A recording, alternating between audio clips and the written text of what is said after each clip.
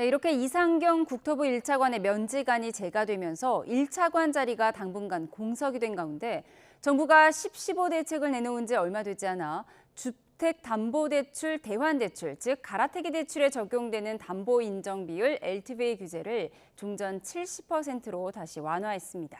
10.15 대책이 흔들리면서 시장의 혼란만 키우고 있다는 지적이 나옵니다. 최도희 기자가 보도합니다. 서울 전역과 경기 12개 지역을 3중 규제로 묶고 갭 투자를 금지한 11호 부동산 대책 시행을 총괄했던 이상경 전 국토교통부 1차관.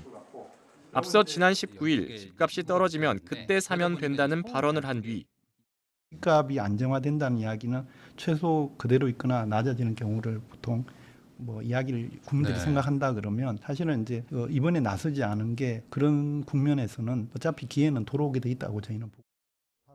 정작 자신과 배우자의 갭 투자 논란으로 여론의 집중 포격을 받았습니다.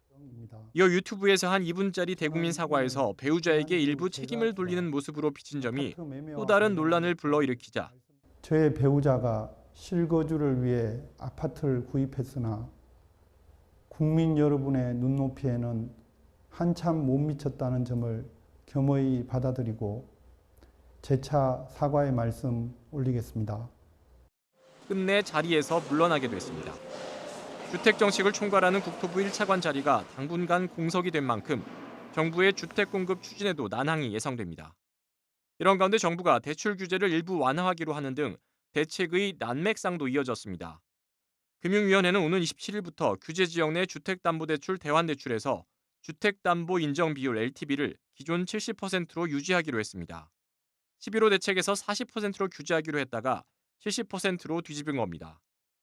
대환대출은 새로운 주택 구입 등에 활용될 수 없고 차주의 상환 부담이 완화되는 측면이 있다는 이유에서입니다.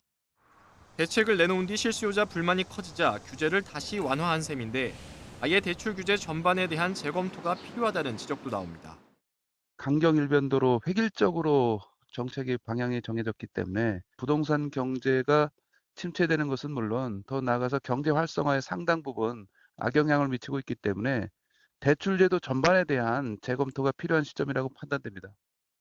이 앞서 토지거래 허가구역 내 오피스텔, 상가의 LTV 산정도 뒤집히는 등 정부의 오락가락 부동산 대책으로 인해 시장 혼란이 가중되고 있습니다. YTN 최두입니다.